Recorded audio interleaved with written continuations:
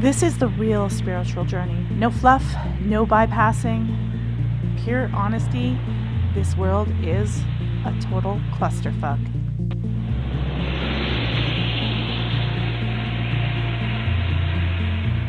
Every Sunday, we're going to embrace the cluster and attempt to unfuck it.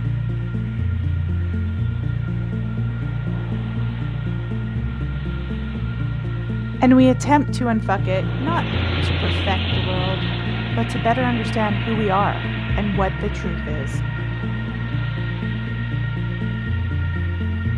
When we can sit back, observe, discuss, and analyze this giant clusterfuck, perhaps we can better understand ourselves and come up with simple solutions.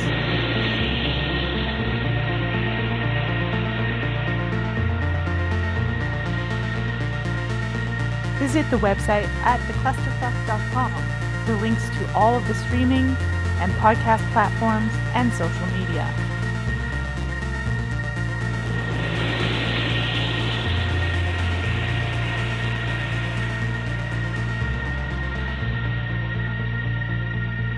Now let's get ready to unfuck the cluster.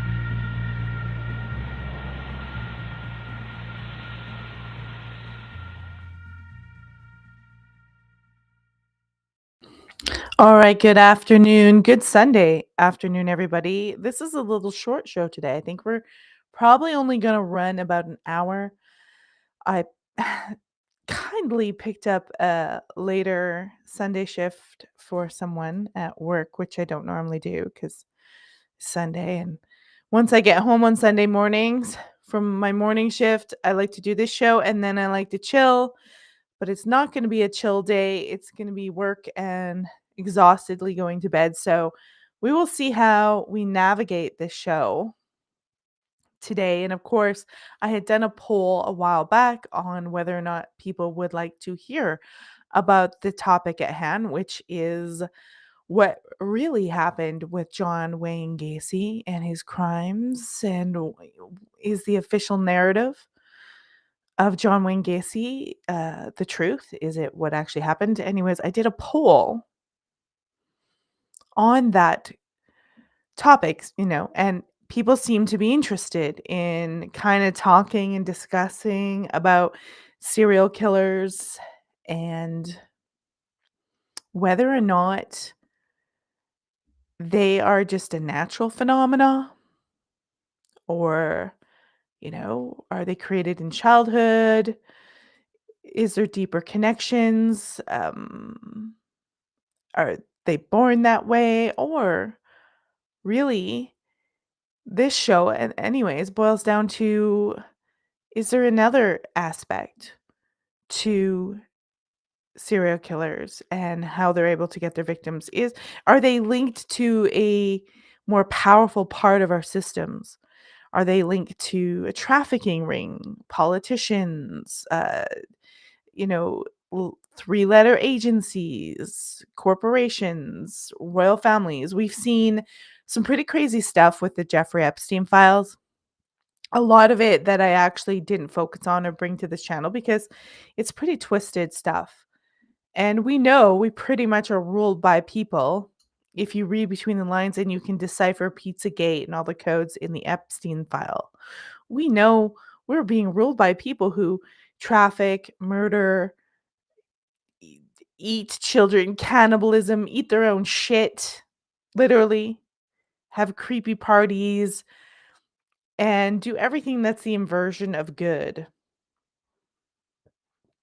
I think and you think everybody knows this, but most people in America, they still don't know this stuff. They don't know that society's inverted.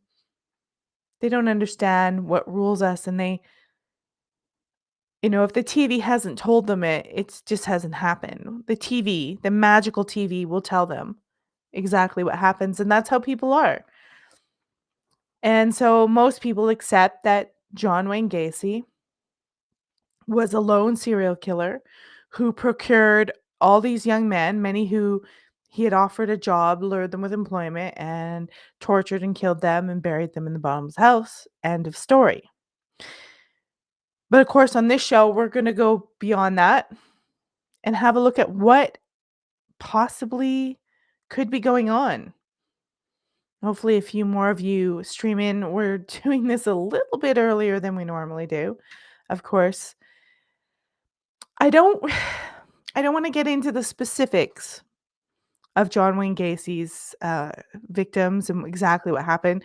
There's plenty of documentaries out there that you can go see. There's one on Netflix, and it's honestly it's a case that I didn't really want to cover because especially at the time I was first thinking about this because I'd moved here to Utah, and where I live is the general area where Ted Bundy did his crimes in Utah. And Ted Bundy had multiple locations across America, and perhaps we will cover Ted Bundy in detail at another date because he's questionable as well in who supported him. But I was apprehensive to cover Gacy because his victims were like the same age as my son. And even watching the Netflix documentary, he was like not fun. And you can imagine like my whole horror of this was I don't know how those parents, get through this that they weren't able to be there to save their boys. And that would that would either haunt me till I died or I'd be like suicidal.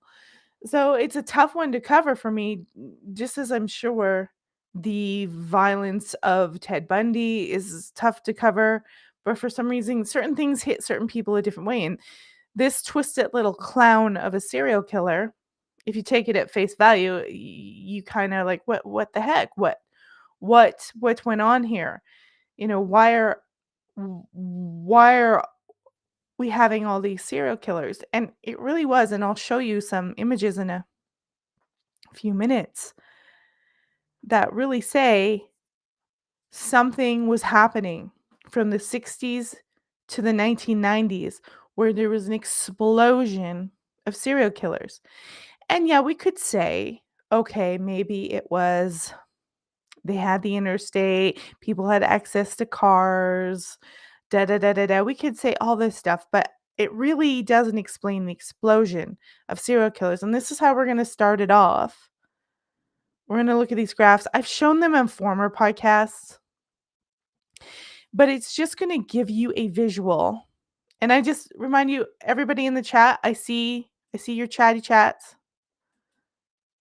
And I say hello to everyone, which I just got to get through this one because I don't have a lot of time today. But keep your comments coming up and your questions. I'll try to get to them, towards the end. Or if you have some extra information that you think I'm leaving out, because a lot of you know things about, like Son of Sam and all these creepy serial killer groups, smiley face stuff that, might be linked. So, anyways, here is a graph. This is victims. Okay. Look at this. There was a little peak in 1910, but look at the graph, and this is victims of serial killers. And look how it shoots up. It starts to go up in the late 60s. Satanic panic, all that stuff. Look how crazy it goes. So right through the 70s, the 80s, and just before the 1990s, into the 90s, and it starts to come down. It's even lower than the end now. It's even lower. So we had literally a 40, 50-year period where the number of victims in America, and probably you could probably correlate this across the world, just shot up.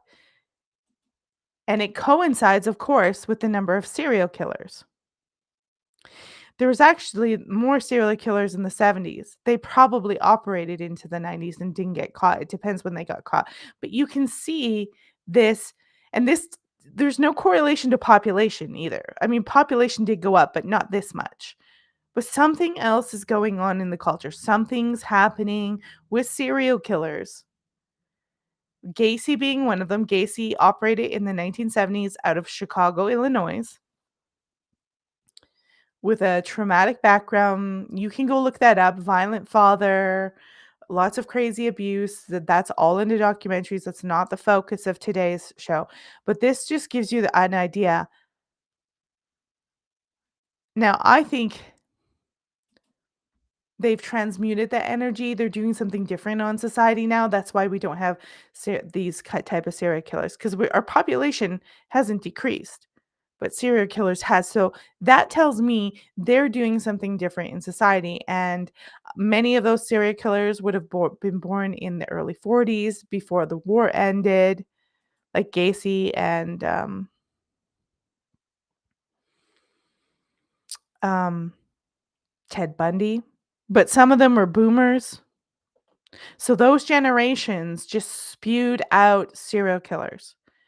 And of course, correlating with this time is things like MK Ultra, all these government projects, all of these MK Often, the investigation of Satanism, the whole change in society where people were letting go of traditional values, people were getting into satanic, occult, strange stuff. Like there was a lot of crazy stuff happening in society at that time that shows you that something's happening. And if you've if you've tuned into any of the other shows that I've done, you know that a lot of these cultural things, we think we have the free choice and we're doing it, but we don't. It's literally put out there by the agencies, the bankers.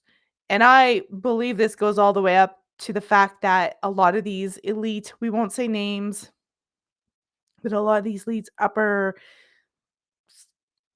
synagogue of Satan, they worship a god. They worship a god that's from the future.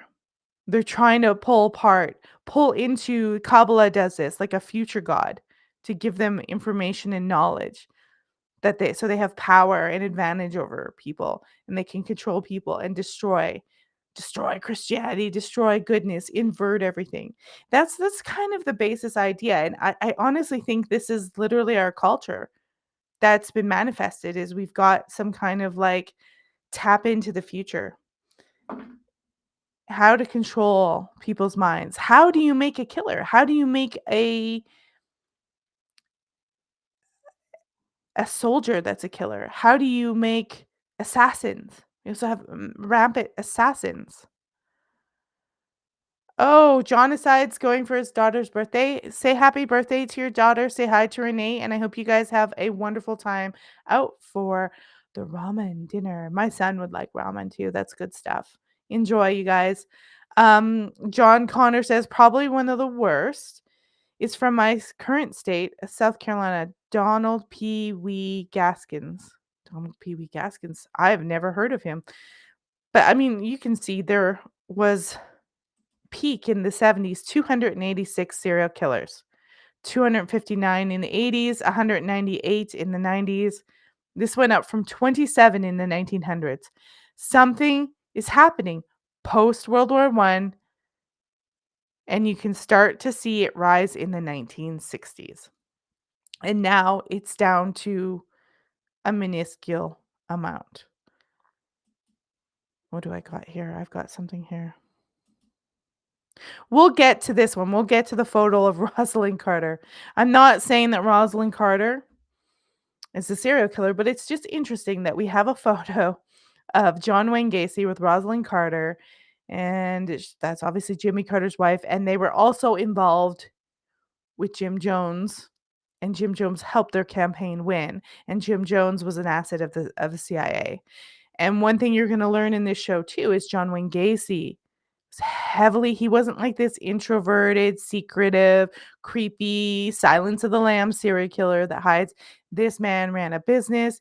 He functioned. He was extroverted. He did birthday parties as Pogo the Clown. He was politically involved and he was out there. And there's something strange that almost says in some of the testimonies that something strange was going on. Now, his target, John Wayne Gacy's target was young men, as I've already discussed. And quite a few serial killers actually had young men as targets. But the question he also had, and this number is going to stick in your head and it will come up in this show over and over again, They found 26 to 28 victims buried under his house, but he had 33 victims officially. 33. I know we discussed the significance of 33 in Masonry and the synagogue of Satan. It's there. We're not going to do anything with that number right now. I'm just going to leave that with you. 33. Very strange, very bizarre. So let's go into our screen below. The victims, of course, probably like from 15 to early 20s. We're talking teenage boys. Yeah. Gacy was involved with the local Chicago Democrat Party, which is why he was photographed with First Lady Carter. We know that, but literally, we'll get to that. We'll get to that. Literally, with this picture, if you look, let's pop this up. See this? There's a pin. Sorry of those who are listening on audio. Go subscribe to the YouTube channel, Clusterfuck 101.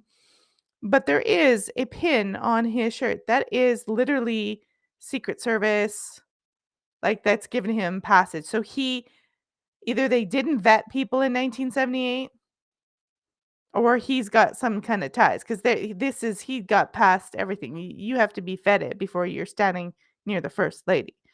And of course, we'll get this out of the way. It says, due to his role in organizing the Polish Constitution Day Parade, Gacy met and was photographed with First Lady Rosalind Carter in 1978. In the photograph, Gacy is wearing an S pin for Secret Service, which denoted special clearance and suggested he was considered safe and he was vetted by individual security at the time. This photo later became a major embarrassment to the Secret Service. So either we have a really incompetent Secret Service or Gacy had some special ins. And it's important to note before we go on to the alternative, what could possibly be happening.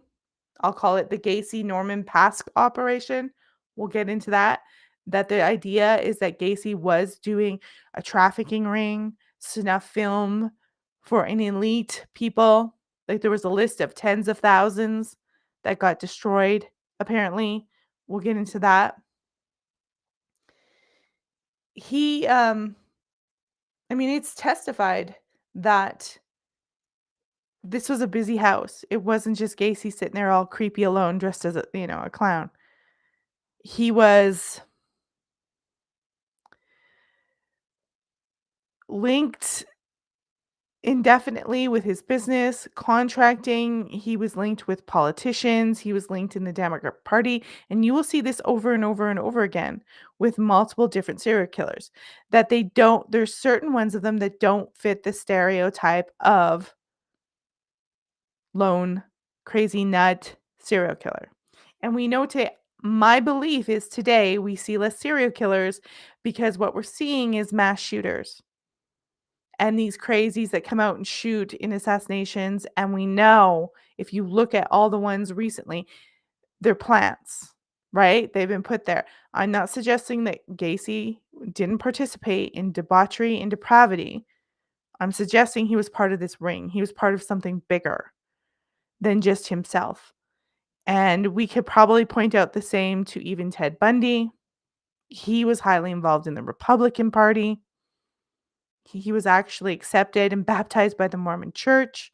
And it took them, like, I think to almost the 90s, like years, almost 10 years or more after he was arrested for them to actually, denounce him. They didn't denounce him right away. Like, they denounced him publicly, but he was still a member of the church officially. They hadn't removed him from the roster. So interesting stuff. Now, the idea is that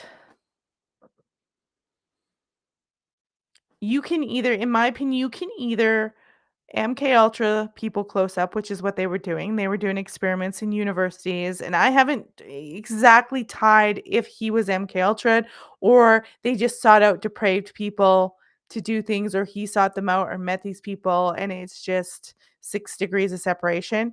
But they can do MK Ultra on you directly, but eventually, all they really have to do is put it out in they do these things, they get these serial killers, they get these lone shooters, and it happens, they pump it out into the news, and then they mythologize it, and they take a story, they sell books, they sell a movie, and then it becomes like an egregore, like a false reality that they put out in culture that we believe is real, and part of it is real, but they hide the undercurrent of the crime, which is all of the different interconnections and the mind control or the people that are involved or what they were really up to. So we're going to explore that about Gacy. Let's see. We're going to go to a video, go to a couple of websites, and I think that's going to be the show today because let me see here. Let's check out this one here. You related to the case of serial killer John Wayne Gacy. For decades, Sherry Marino had doubts that the body in her son's grave was actually her son Michael at all. Recently, DNA results showed her hunch was right. Now the investigation begins. So this woman, her son, was declared a victim of Gacy. Apparently his body was in the basement, and she doubted it was her son. And then decades later, DNA confirmed her suspicions that it wasn't her son. And so this is where they're starting off with this mother whose son was probably, or maybe not a victim of Gacy, but that the body was wrongfully identified. WGN's Larry Potash picks up the story. We have done stories about witnesses who say Gacy had accomplices and possibly more victims.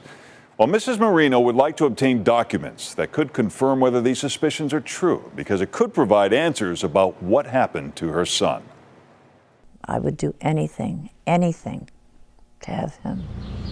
For decades, Sherry Marino has lived in the Uptown neighborhood, and since 1976, she's been waiting for her son Michael to come home. When I say my prayers first thing in the morning, last thing at night, I say, please, Lord, take me, let my son live. Michael was 14 when he disappeared from the Lakeview neighborhood.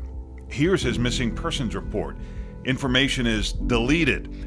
Attorney Steve Becker would like to see the original to see if it holds any clues.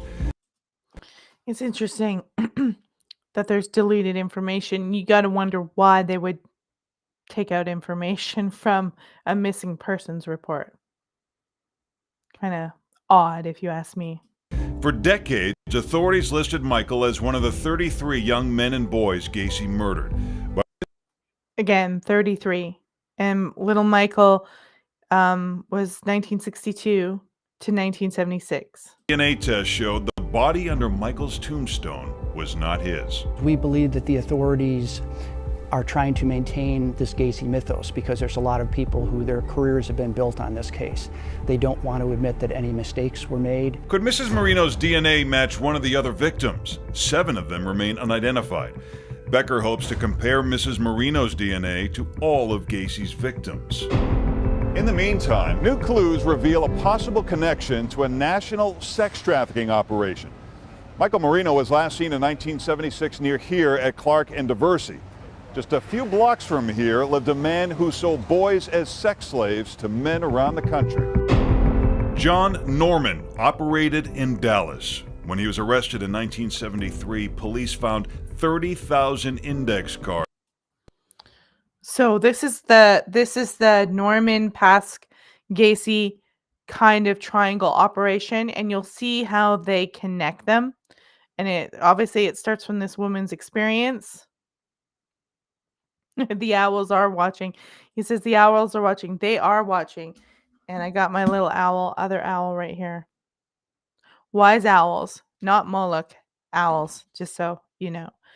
So let's continue with this. This is an important triangle that we're going to explore and kind of look at the possibilities. I've got a couple more articles. And if anything tips you off or it jogs your memory, please chime in, because I don't have all of the pieces right now. I may even continue this story again if I find more information on another day. With names of men who paid for sex with boys. According to media reports, a number of Norman's clients were prominent people. and some federal employees in Washington. But the list is gone. Officials were unable to explain why the list was destroyed. Norman resurfaced in Illinois, where he was charged with molesting 8 boys in Homewood. But it didn't stop his operation. His Delta Project was born in Cook County Jail. Norman used the jail's printing facilities to send out newsletters about his sex trafficking ring. After he was released on parole, he moved to Chicago near the 700 block of Wrightwood, just blocks from where Michael Marino disappeared. They are trying to promote the fact that they prosecuted the case properly with Gacy as a sole serial killer. That, in my opinion, is absolutely preposterous. Gacy was working with accomplices, and now we have evidence to show that actually Gacy was connected with this nationwide human trafficking ring that operated right here. Okay, that's just one clip so far. And that Norman fellow who did they have him doing that Delta project. The Delta Project Creative Corps, an MC publication of Chicago, and Handy Andy from Pennsylvania. Norm is known for his alleged links to serial killer Dean Corll and John Wayne Gacy, the latter via Norman's associate Philip Pask. And I believe Philip Pask was a young man they used to get victims, and he worked for John Gacy's construction company. So this isn't why these people would get off. So this John David Norman used at least 20 aliases in his life. His final conviction on child pornography charges was in 1998. He spent the rest of his life in state custody, and he died in 2011 at the age of 83. I'm trying to look up a little bit more, but it is insane that someone could print this stuff out in jail and do this stuff, and nothing would be done to stop it. It's almost like he's still trafficking or doing something from prison. So who's he doing it for? A list of 30,000 people? And a lot of people say that list goes up to DC. And the fact that these people are in politically, especially someone like Gacy, you can see how people would draw that conclusion. So what he did, so here's we're focusing on this Norman fellow. On August, here we go. The Odyssey Foundation. What he did was he presented it as a support group for homosexual men. The Odyssey Foundation approached and groomed male youths at bus stations. These boys and young men, referred to as fellows, were photographed for the organization's booklets and trafficked to clients, referred to as sponsors, who paid for their company. The fellows were trafficked across the country, staying with sponsors for 1 or 3 days on average before traveling to the next sponsor.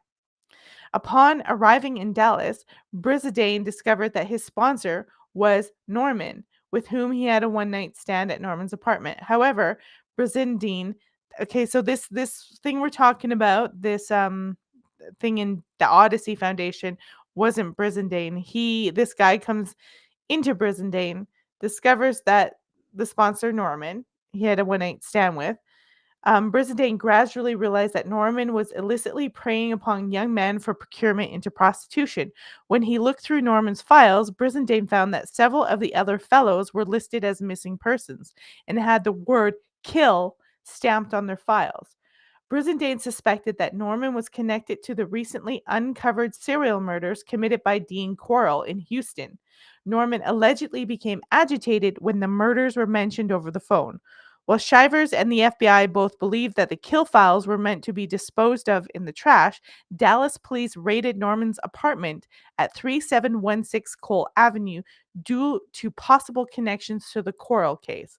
Booklets were seized containing the photographs and contact information of teenage boys and young men, as well as 30,000 index card listing between 50,000 and 100,000 clients located in 35 U.S. states.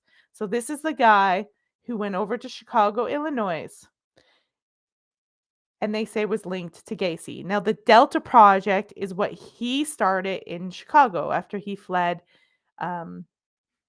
Texas. Remember, at this time, there was not any official laws. They had to make laws in 77 against child pornography. These guys are getting away with this stuff because there's no official child pornography laws or no strong ones anyways. So after being released in Dallas, Norman goes to Homewood, Illinois in late August 73. He used the name Steve Gerwell, and he began living with Charles Reeling on an Odyssey Foundation client from Homewood. Norman had previously trafficked a 16-year-old boy from Independence, Missouri to Reeling, who went on a trip to Europe with the boy. During his time, Norman sexually abused 10 teenage boys, enticing them with beer, showing them pornography, and committing acts such as groping or oral sex on them. In 73, Homewood police received an anonymous call stating that Norman was sexually abusing boys. Norman was out of town at the time, but the police were able to locate the Reeling guy who assisted them in their investigation. So he goes to jail again of indecent liberties with a child and 8 counts of contributing to delinquency of a minor. Norman gets out on bail. Shortly before his release, Norman began his next operation, the Delta Project, and began publishing a newsletter called Hermes, using the jail's printing press. So this is what they were talking about in that documentary or news clip. And he was claiming to provide educational, travel, and self-development opportunities for qualified young men. This is what they do. And if you see stuff like this out there, they do it with modeling now. They're like, we're going to get you modeling. We're going to get you doing this. And they're actually trying to groom and traffic people. And it's still happening today. So he sent out 3 issues of this newsletter claiming that the Delta Project, it was going to do education, travel, all these opportunities, right? And that Delta dorms were being established across the U.S., with each dorm having 2 to 4 cadets overseen by a Don. That's how he phrased them. Police alleged that the cadets were underage male prostitutes recruited in Chicago. So the only way he can do this if he still has all these connections. So just because he's in jail doesn't mean he doesn't have these elite connections. So and then he's in Pennsylvania. So he is doing this. He was paroled in 77. He was arrested again in June of 78 for having sex with 2 underage boys in foster homes and taking pornographic picture. By 78, there is now laws against pornography for children. One of the boys informed investigators that Norman was in the process of selling him to a client, and he was simply waiting for his plane ticket. Norman was accused of refounding the Delta Project, now called Creative Corps and MC Publication, and operating it out of his apartment on West Wrightwood Avenue, allegedly sending photos of the boys to a Don, a client in Canada. So it's all over the place. Now, in this time when they arrested him, they found 20,000 pink index cards. So they find more. So this guy still has his index cards. Now, these index cards are gone. They're missing. Suspicious? I mean, yeah, index cards go missing, but you would think you'd want to preserve the names on those cards and start investigating these people who are procuring young men, right? Not just the supplier. How about to see if, I don't know, any of these people are perverts? So this is who we're talking about here. We're going to go through another related clip. to the case of serial. We're going to go through another clip where we talk about Gacy's kind of involvement a little bit more, because if they're covering this in news coverage, this means there is something substantial here. All right, let's see. Here we go. Kids in Homewood, Illinois. While he's in the Cook County Jail using the jail printing press, he creates this newsletter, the Delta Project, this sex trafficking ring that's going to men who want to have sex with boys. And while he was in Cook County Jail, he met Phil Paskey. And when he got out of jail, Cook County Jail, Paskey took over the operation of Norman's operation. Here we've got a Philip Paskey who It's creepy because this guy kind of reminds you of Gacy, but he's not. So it's through Norman, through this Philip Paskey. Philip Paskey takes over this sort of foundation. And this is when you're going to see it linked to Gacy. Because just watch. had a newsletter going out of the Cook County Jail. And here he is involved with a guy named John Norman. And John Norman was running Boys for Hire. They were making snuff films with young boys. To me, they were pimping them off. They were selling them. So they're pimping them off. Remember, they said that a lot of the pictures of boys and some of the files had the word kill on them. So they would determine which ones were going to be offed in snuff films and violently killed. And we know what Gacy did. Now, there was one fellow that escaped Gacy, and his testimony, he didn't get to the point where he's being tortured. So we don't know literally what's happened. We don't know if there was film, if there was other people. According to the guy who escaped, it was just him and Gacy. But the 33 boys who are dead, we can't hear their testimonies, so we don't know if there was someone filming something, if there's other stuff there. But there was, with this Paskey guy and this Norman guy, they were definitely not just molestation. They were doing violent serial crimes and murder for sexual gratification. So the connection is this: John Norman, running the Delta Project sex trafficking ring, has an assistant named Phil Paskey. And guess what? Phil Paskey works for John Wayne Gacy. In 1977, the Judiciary Committee of the United States Senate put together a subcommittee to investigate the problem of child sex trafficking. Their first hearing was in Chicago. They called it a hub, the center of the country's business and child sex trafficking. And yet, nobody ever thought, hey, maybe we ought to look at that sex trafficking ring that was investigated by Congress in 1977 when you're investigating John Wayne Gacy in 1978. I guess you kind of got to ask yourself, what are the odds that Phil Paskey, who's John David Norman's right-hand man, is working a day or two here and there for Gacy? I can't believe that there wasn't some crossover. Gacy loved pornography. There's certainly evidence that if John wasn't making stag films, he was trying to. After John had been arrested, the police had... So he could have been doing this because Gacy had his hands in all different businesses. He could have been not only indulging in his sick, twisted fantasies, but he could have been making snuff and crazy films for these guys and selling them for profit, a link to high politicians. Remember, he's in the Democrat Party. He's obviously, let's look back. He obviously gets access from Secret Service, pin right on his jacket, into politicians. Does that mean that Jimmy Carter was doing it? No, it doesn't mean that at all, but it means that maybe he's there casing it out like Jizzface Maxwell. You know what I mean? Maybe he's there seeing if there's potential clients because they know how depraved politics is, even in the 60s and 70s. Yes, of course. Let's continue. gone through. There was a big dresser and something else that we had picked up and taken that wasn't ruined or destroyed. And when we got it home, underneath the drawers were some packets that were taped to the thing. I would think, if anything, the police would have found those. It was just kind of weird. And they were some pornographic pictures. It was John. It was like a 3-person thing. I was shocked. And I put them back in the envelope. I don't know if I gave them to Sam Amaranti or if I gave them to a detective that came to the house. I said, I can't believe that these were not found. Not that John Wayne Gacy is a credible witness here, but he says they ought to look into John Norman and look at. So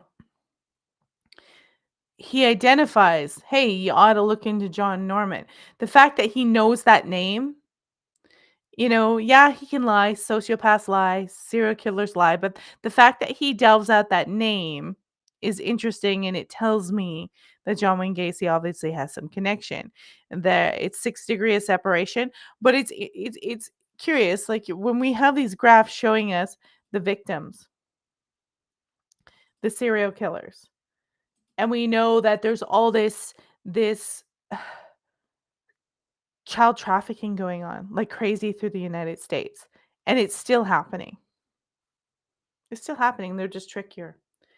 People forget. People don't realize that a lot of these organizations that are like, we want to help people, we want to give you an opportunity, we want to spread Christ. They're money laundering, they're child trafficking. It's a cover, and they get away with it because they have everyone in their pocket. Everyone's bought and paid for, from politicians to key police. You go into Los Angeles, and a lot of these celebrities get away with the heinous stuff that they do, even shooting people, because they've got the police in their pocket. It's how it goes. And so these connections that Gacy will have with politicians and showing up are very important. Because remember, look, when they found those bodies under Gacy's house, this was not Gacy's first crime. He had been arrested for indecency and in jail multiple times and had gotten off. That implies to me that either people don't take it seriously or he's got some connections. Something, right? And this whole John David Norman connection with Philip Pasquet is just not that's a really big coincidence. That is too big of a coincidence for me to just pass it off from what we know. And it wouldn't surprise me if you looked further, and if I get more time, if we saw records of John Wayne Gacy engaging even more in politics. In I tried to look up, ask, like, hey, was he right. So here's some of John Wayne Gacy's. This is really important to know. This is some of his activities. He was a precinct captain. Gacy became a Democratic precinct captain in Norwood Park Township and was known as a community-minded contractor. He was a parade director. He had political connections. Obviously, he met with First Lady Rosalind Carter.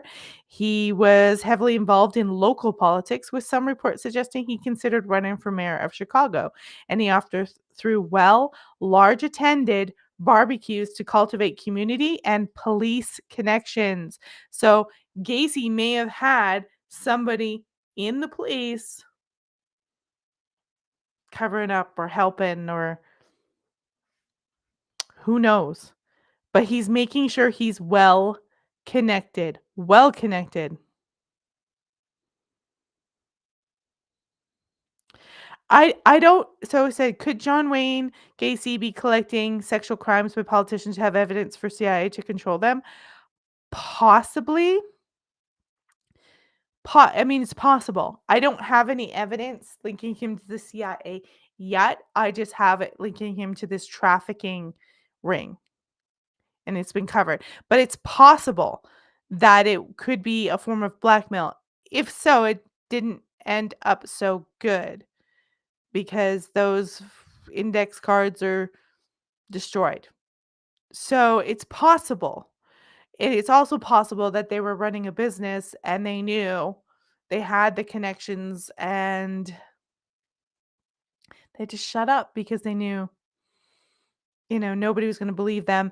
The thing is once the arrest happened, and it's interesting that they arrested him at victim 33. They had no one gets to talk to Wayne Gacy. No one believes half the stuff. He has to hint at things. He could be lying, but also the narrative is on the go. Just like how they pushed out the narrative with Jim Jones, a very fake, false narrative. They're going to push out the narrative with the serial killers, whether it's Ted Bundy. Ted Bundy talks about pornography. The fact that pornography is, and I'm not going to get into who is the major procurer and pusher of online pornography now, but you can use your imagination. You can look that up. It is depravity. Like takes a society apart. And the problem is the more you have, the more you need. Also, know this, that Gacy and his wife, they would call them swingers. He would have these parties where he would have um well-to-do politicians and elite people, and he would make his wife have sex with them and give them sexual favors. So he is, you know, doing depravity in all. I just, it's just phenomenal to understand this. Now, I don't know at what point that Gacy comes in with these people. And there's documentaries out there, and I didn't have time to clip it, that I think they kind of highlight when he first started opening businesses and becoming into this stuff. And I'm wondering if it was in prison. I'm going to check that out. We'll play another little clip here. I'm going to check that out because I think Gacy gets invested at some point earlier on, probably in the 60s, because he does jail time. He moves from state to state, and he has a wife, and things are very chaotic with him. And there definitely could be an agency tie. He definitely has a political tie, and he's definitely into the police. The same thing with what's his name there, Ted Bundy. He was in with the police. He knew people that worked in there, at call centers. He worked at suicide center. Just really crazy thing. Yeah. Use politicians' vice against them as leverage. But I think these vices were not just your regular, hey, they weren't always just, and who knows, he could have been filming snuff films and people thought it was just fiction and selling it.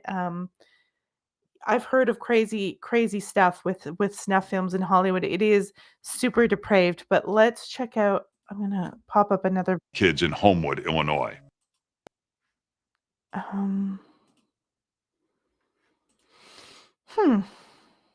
What's we got?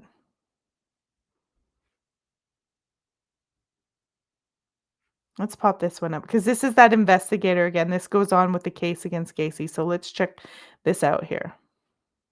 Another 5 that you say you have personal knowledge of them. Tim McCoy, even though he's the last one, he's the first one. He's the first one, actually. Right. The first of the 33.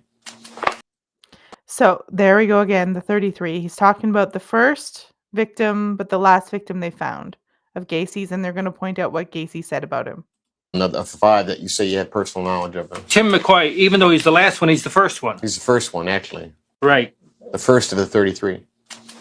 Tim McCoy was the first one, and Tim McCoy's name wasn't put on him until 1988. Prior to that, he was known as Unknown Number 9, and he was buried by me in the crawl space. That's the only knowledge that I have of it. What was the circumstances of that? He was killed in the house in self-defense. And who killed him then? I stabbed him. Yeah, and it was an issue of self-defense. Why was he in the process of assaulting you, or what? He was coming at me with a knife. So I think in that first video, I thought it was a researcher, and I go, wow, he looks like Gacy, because it is Gacy. So I need to do that correction right now. Sorry, I'm so super tired. I just took the knife away and twisted it in his hand, and that's what killed him. So at that point, you yourself did bury him then in the crawl space. Right, and if you notice, he's under concrete. Did you bury any of the others in the crawl space? No, I had nothing. I had no knowledge of them. Yeah. Well, why is it that your first one is there, and then 20 some others are buried down there as well? Did somebody know that you had done this with the first one, that giving them an idea? More than likely, when drinking and getting high with the others, yeah. Admitting it to them. So you feel others then followed your suit in using this as a burial ground? Without a doubt.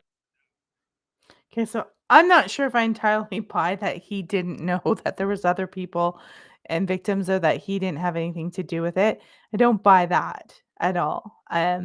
Don't buy that. But that's him trying to kind of say, I don't know.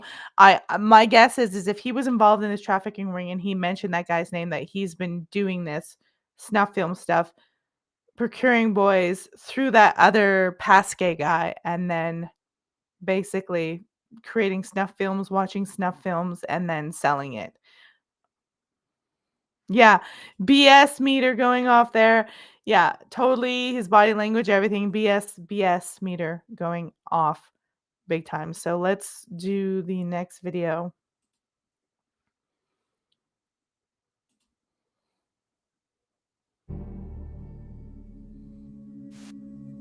There was a lot of speculation at the time, and there still is a lot of speculation that there may have been others involved in some of those murders. Gacy always said he didn't kill all the boys, and he alluded to the idea that there could have been a bigger picture, that there may have been a snuff film operation, and that some of these young men and boys were being killed and videotaped, and the videos sold on the black market. He didn't give me names. He didn't say he was involved. He didn't tell me who was involved, but he alluded to that. When he first said that to me, I was thinking, this sounds like a bunch of BS. And then I thought about it, and I thought, well, Gacy liked to make money. There were probably other people involved in these crimes. There was probably a black market for snuff films back then, if you like that kind of stuff. So maybe that did make sense. The thing of it is, they want you to believe that I and I alone committed these murders, and I had nothing to do with the murders of anyone. If anybody was involved, then how many people are we talking about beside yourself? We believe there was 4 people involved, and that would be Michael Rossi, David Cram, Philip Paskey. Both Rossi and Cram denied any knowledge of Gacy's murders or of any of their involvement in anything. Yeah, of course they would deny it. I wouldn't quite admit it either.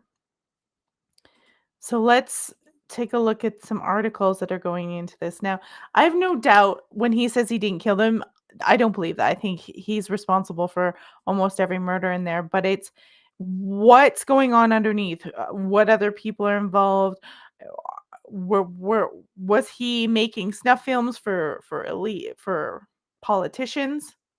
What, is that why he was involved in politics and having people at his house? Was there different elements and different people at his house and who didn't know he was operating this thing or doing sick stuff secretly? Or, was, what's the reality? It's hard to kind of go through this and figure it out because it is so convoluted.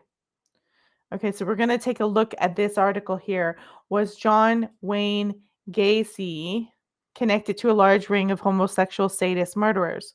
So we're starting with what Gacy's ex-wife Carol Lofgren said, which, by the way, that's the one that he had as a swinger, who he had to give sex to formidable people in society. We'll just put it that way.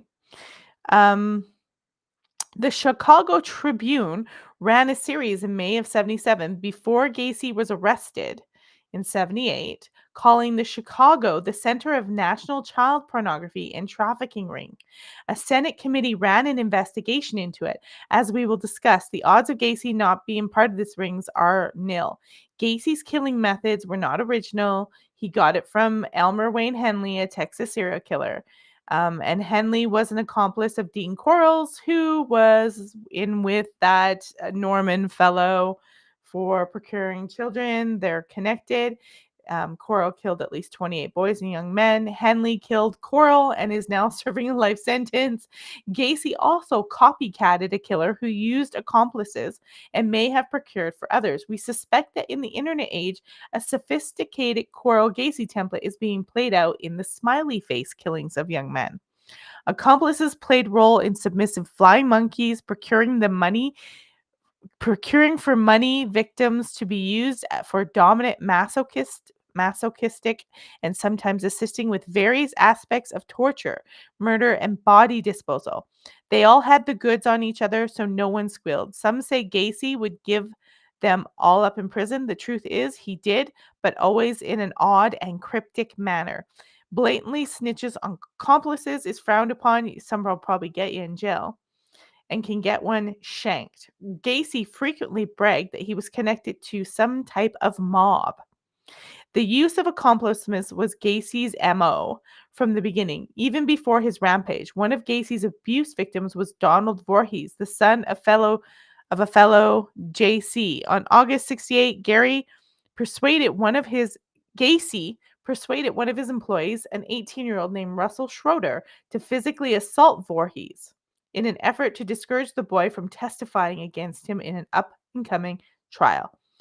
The youth agreed to lure Voorhees to a secluded spot, spray mace in his face, and beat the youth. Schroeder did it for $300. In early September, Schroeder lured Voorhees to an isolated county park, sprayed mace that Gacy supplied into his eyes, then beat him, all the while shouting that he was not to testify against Gacy.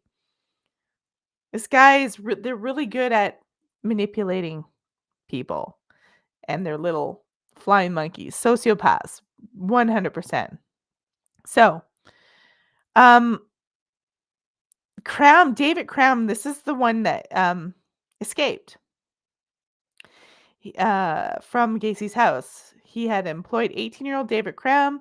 Cram moved into his house. Afterwards, Cram put forth claims on how it all went down. He states that he was a victim, which is the standard MO for psychopaths. Even Gacy depicted himself as a victim in bizarre prison interviews. Allegedly, Gacy conned Cram into donning handcuffs while the targeted youth was inebriated. Gacy swung Cram around while holding the chain-linked cuffs, then informed him that he intended to rape him. Cram, who spent a year in the army, kicked Gacy in the face, then freed himself from the handcuffs. Then we are asked to believe the stupid tale that 1 month later, Gacy appeared at Cram's bedroom door in the Gacy house with the intention to RA him and said, "Dave, you really don't know who I am. Maybe it would be good if you give me what I want."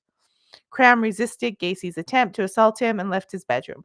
After this incident, Cram moved out of Gacy's home. This is so bizarre. And left PDM contractors. So he didn't kill.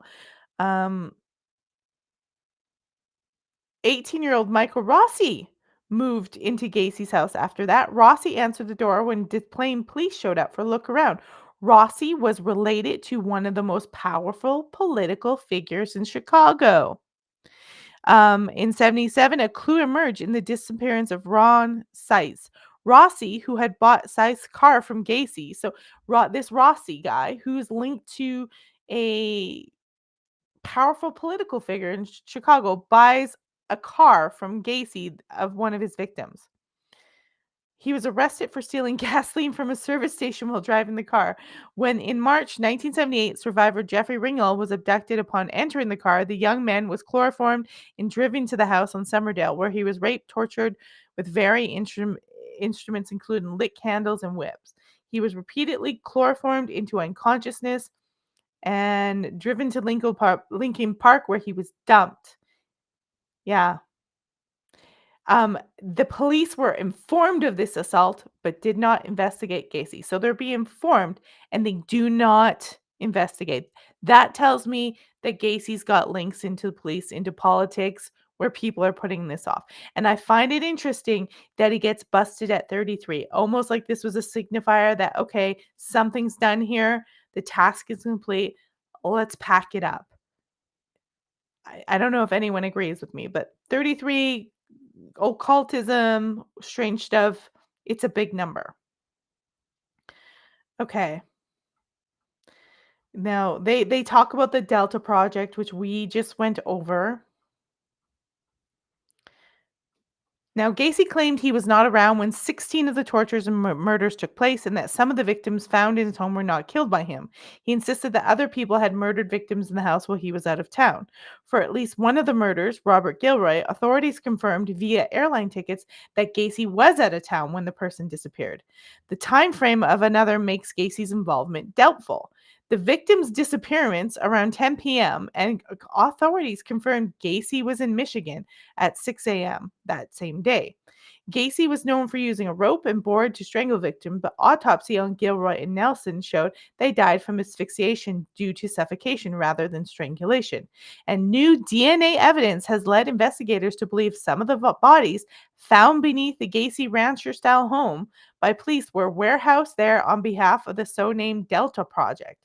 So they're saying that he was allowing them to store bodies of victims that could have been from clients underneath the home. I think that's what they're suggesting. I think that's what they are suggesting. Now there's this podcast, I don't know. Yeah, we're not going to go into that one. I will you guys can look this up, the Gacy tapes part 2. This police guy talks about this. I'm not going to go into that. Gacy loved cruising and prowling around in the middle of the night besides searching for abductions and murder victims. He would have gotten off on a 3 a.m. body disposal expedition. So they were storing the bodies under his house. And it was part of a bigger ring, and some of them he killed and some of them he didn't. That kind of makes sense, but I have a feeling he was involved in quite a few of them, but there might have been some that, yeah, were there as disposal. And remember, some of them they would let go, some of them they would mark kill. I don't know how these twisted, sick people make their decisions. So can't even testify to that one. Yeah, they're saying the Gacy-Norman Pansk operation may be the early genesis of what evolved into the current day pedogate conspiracy, Epstein files, anybody. It's clear to me that Gacy had connections in the police if they were not investigating this stuff. I know sometimes it took them a while. I know people didn't respond the same way sometimes. I understand that, but you know, when someone says, "Hey, someone tried to murder me," usually you go investigate. You don't just poo-poo it and let him off. And Gacy got off on a lot of crimes. We got about half an hour left, so whew, running out of time here. Let's see.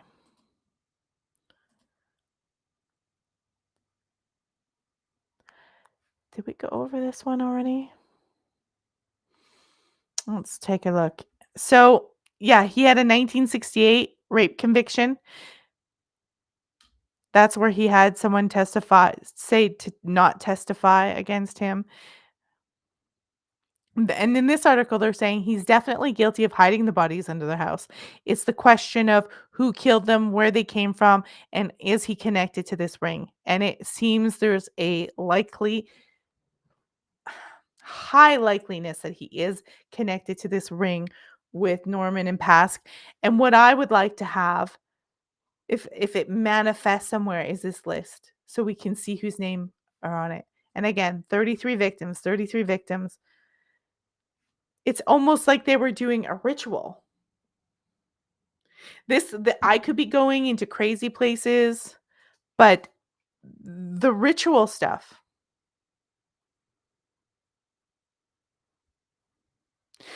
is, to me, there's something there. And that number 33, I just can't stop mentioning it because it's like, yeah, there wasn't 33 people under there. There was 33 victims in total. So he could have had more. It's just interesting that the press and the police are like, hey, there's 33. We're going to stop here. Here's the narrative. Here's the story. Here's what's going on. All right. And what's really crazy, we're going to finish it up in modern times. And to show you that this pedophile, trafficking, murder, maybe even cannibalism, crazy stuff is still happening, and even in Hollywood. So I'm trying to multiple killers. So in Death Row, Gacy compiled a victim book with the help of unnamed contact known under the alias of Chris Lewis. The book contained news and police reports on several victims, some which Gacy claims were killed while he was out of town. Which we just said, some of his plane tickets, and he was at events, so it confirms that he wasn't there. But I mean, there could be, I don't know, there could be a way around it. Anyways, he also said he did not know who all the victims were and was trying to find who killed them. He could be lying. They do that. It is also important to note that Gacy was convicted for killing specific individuals that in reality were never confirmed to have been found in his crawl space. Two examples were mentioned already, Harold Wayne Lovell and Michael Marino. Unfortunately, to this day, most of the bodies found have not been tested to match them with the names given to them by police. So Gacy was on to something here. In 94, his new defense team used evidence that he was out of town during 16 of the 33 murders in an unsuccessful attempt at saving him from execution. Prosecution incorrectly tried to counter by pointing out that Gacy had drawn a map showing them where all the bodies were under the house, but this only shows culpability in hiding the bodies, not murder. But it was rejected. Gacy and Lewis believed that David Cram, Michael Rossi, convicted pedo John Paskey, and John Norman were also there committing the murders. We went over that already. Years later, Rossi, that's the guy who's connected politically, along with 4 others, were charged for kidnapping and beating a man in his basement, apparently for making a harassing call to one of their wives. Rossi also held a ghost job as an agent provocateur for unions known with mafia ties. So this Rossi guy that lived with Gacy for a while was tied to mafia, tied to big political families.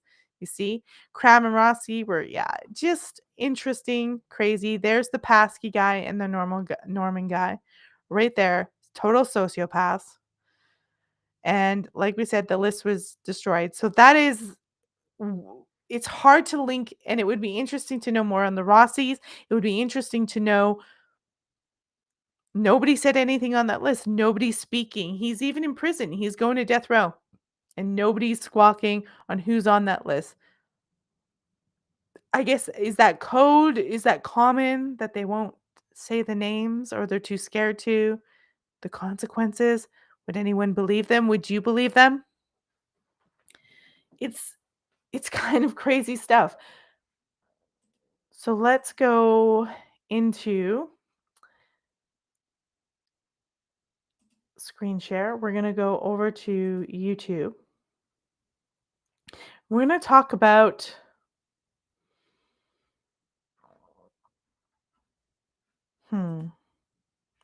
We're going to talk about Gacy's art, and then we're going to pull this into modern times and show you how it's affecting today. And then I'll go through some of your guys' comments, and then we'll have to tie it up. So John Wayne Gacy was an artist. I've known he would send artwork to people's children, and he had people who were pen paling him all the time. We're going to take a look at some of his art, and then we're going to take a look at some of his interesting pen pals and people who he was friends with that were very prolific in Hollywood. We're going to have a look at one particular case really quickly, and then we're going to have to tie this show up. I'm sorry it's not longer, but here we go. Serial killer John Wayne Gacy was a greasy monster who murdered at least 33 men and boys. But he was a pretty solid painter. We included estimated auction prices, but he made a bunch of copies of most paintings in different sizes and with slight variations. So prices really just depend on the piece, just like the $100,000 painting you'll see shortly. Some of his work, and if you're listening, this guy paid about $170,000-ish for this painting Gacy did of his own home, but he said he wants $100,000 for it. The math ain't mathin'. And here's a nice romantic beach scene by Greasy Gacy. Here's what I probably look like after a beer. Or 12. And that's definitely me struggling the day after, just fighting for my life. And this is his infamous Pogo the Clown painting. So, unless you're a clown, subscribe for more true crime. Serial killer John Wayne Gacy. So, $100,000. I know, were they still trafficking money? Very strange stuff that it would be $100,000 for Gacy painting. It just shows you the weird surreality that gets created by our media over these serial killers. We talk about them, we create this fantasy, and what we have possibly is this perverted, disgusting ring of depravity and murder that's being guarded by perhaps different police officers, that's not only servicing Gacy and these pedophiles, but probably servicing many elite men, politicians across the nation, and maybe even up to DC, because otherwise you would think that they would have realized, that they would have background check Gacy and realized he had a 1968 arrest, imprisonment, and vetted him, and he would never gotten anywhere near Rosalind Carter. The fact that they could have easily found that is a Secret Service. They could have easily found that, and they didn't. So what's going on here? I have a feeling, and I cannot prove this exclusively, I don't have this, but we have him connected with this child trafficking ring that Gacy was in and providing certain services or snuff films or boys or something for elite politicians. There's no way they wouldn't have been able to vet him and find a criminal record. He should have never been allowed there. It just seems unfathomable to me. Now, with the paintings, this pops us up to modern times, and we're going to look at a video here where the child actor's talking about his time in Hollywood, but he's talking about a certain, I think it's a casting agent, who had a thing for Gacy. And we're going to look at this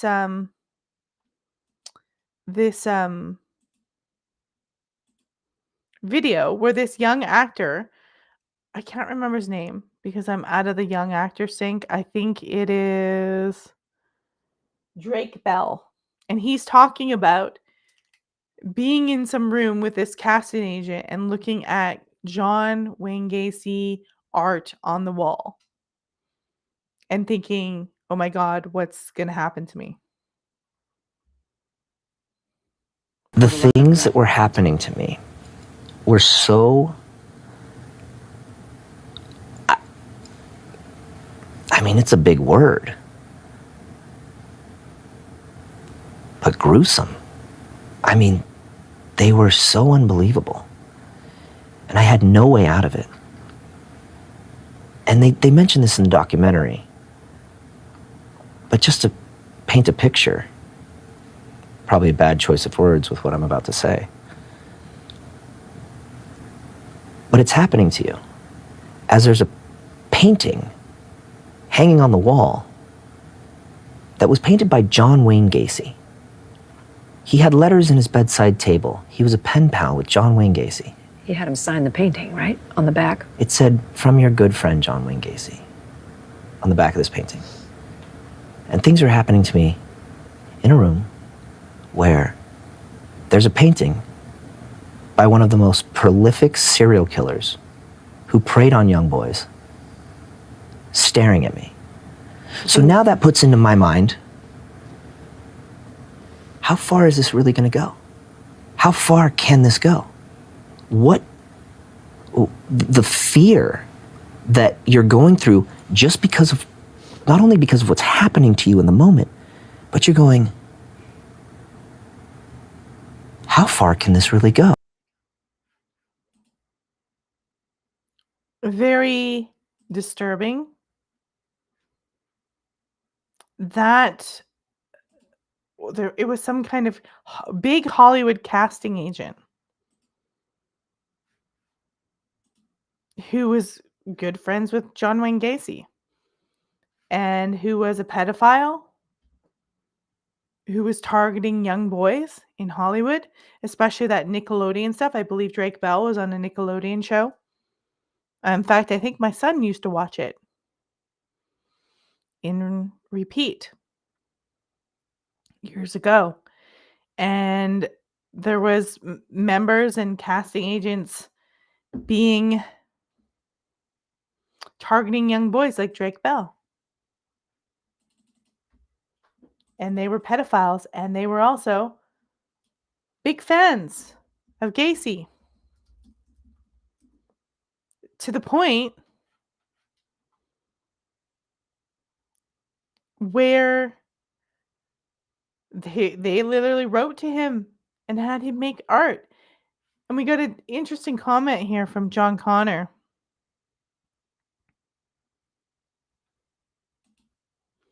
It says the documentary Serial Killer Culture shows how Gacy got around the prison anti-inmate business policies with selling his paintings. His art dealer got the paintings as a gift. Gacy got wired.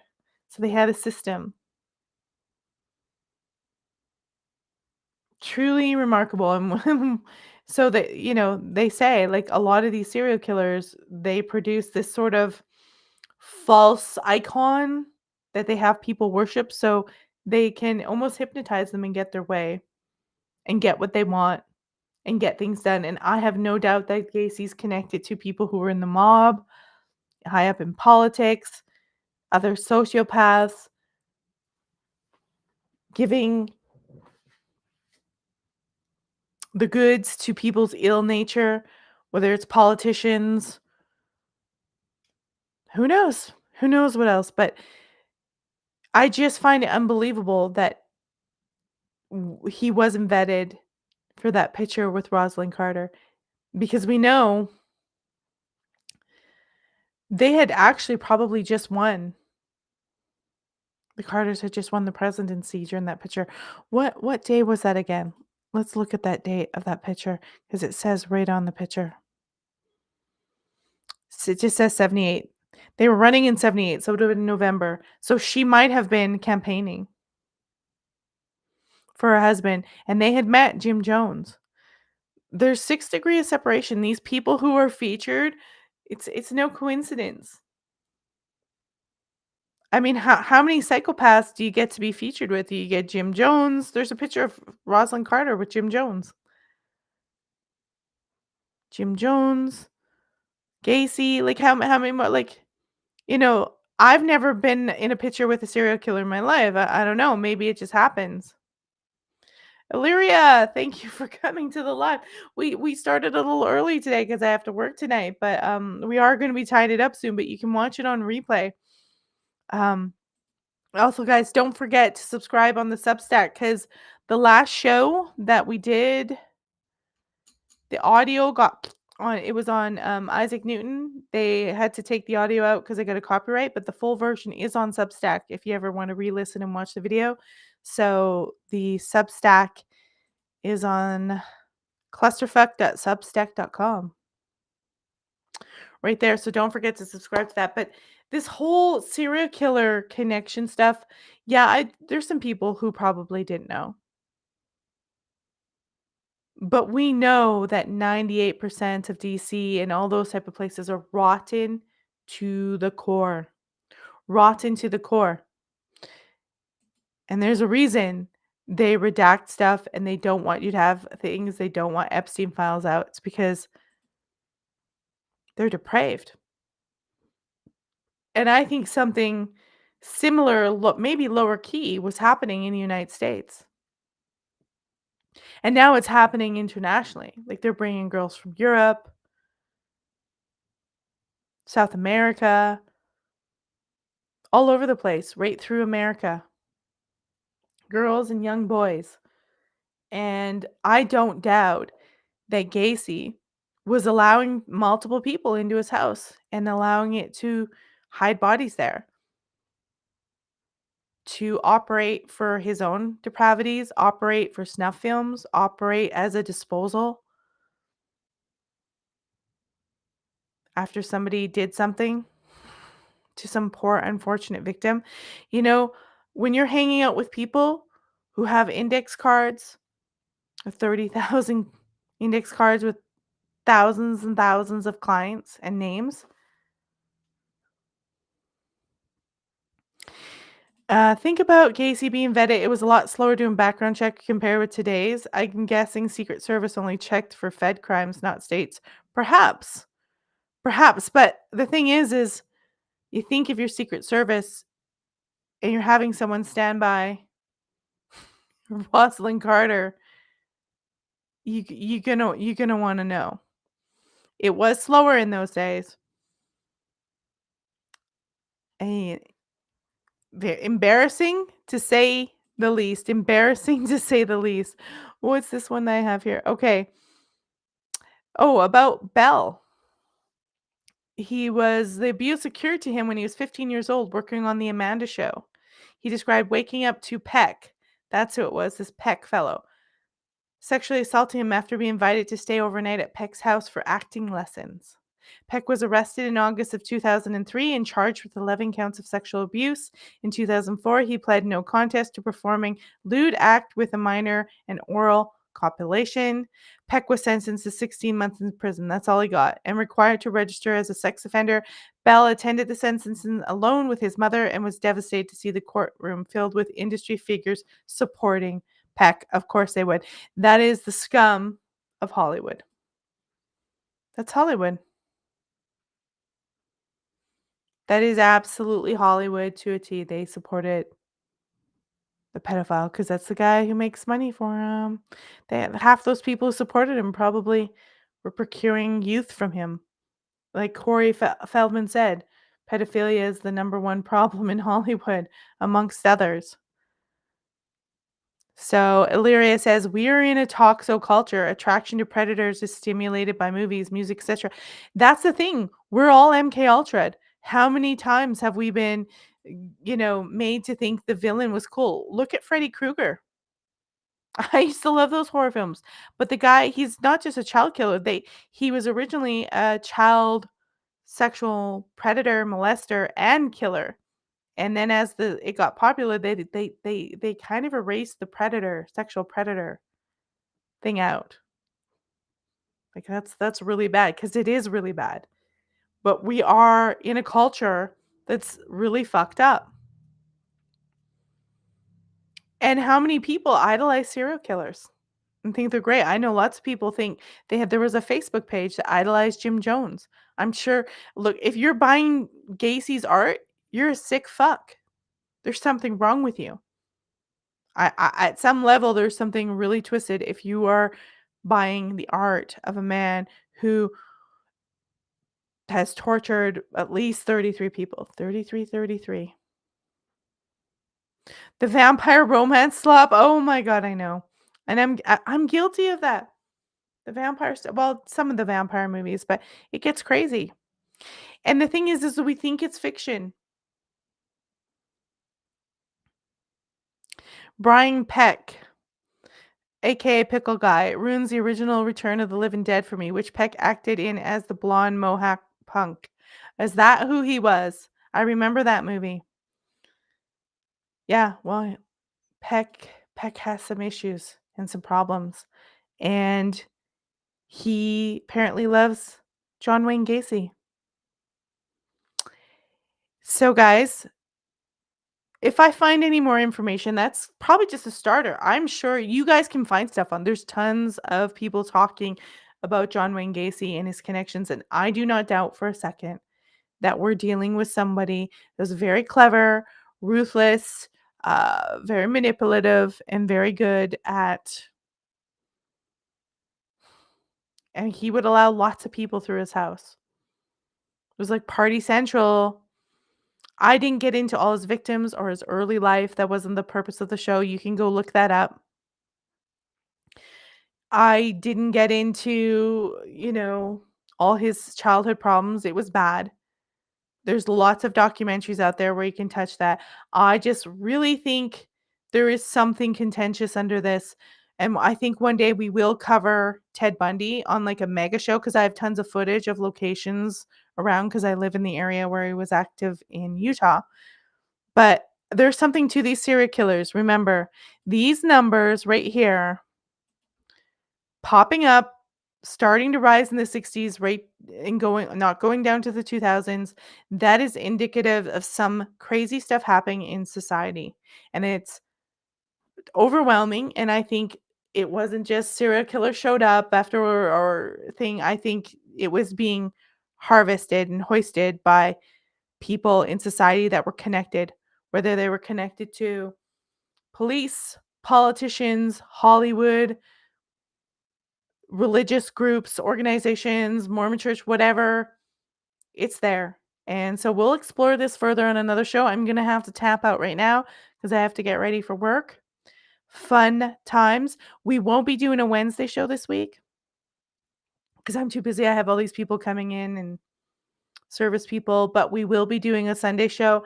I'll announce the topic I'm gonna try to do a few positive spiritual shows, because I've done a few darker shows. So I'm gonna try to do a few of those. We will be having Todd Wood coming to talk about kind of serial killer stuff in April, I believe, towards the end of April. So might do a few weeks of positive healing stuff, positive spiritual stuff, just to lighten up the room a little bit. And yeah. So remember, give this one a thumbs up. And if you haven't subscribed, remember, please do subscribe to the channel, share the content, and be sure to subscribe to that Substack. And I will be seeing you guys next Sunday. And I'm sure there'll be reels and posts. So we will see you soon, guys. Remember, stay safe. Don't wear their logos. Don't buy John Wayne Gacy's painting. Don't go give them money. Don't show up to any of the events. And observe, do not absorb. Cheers.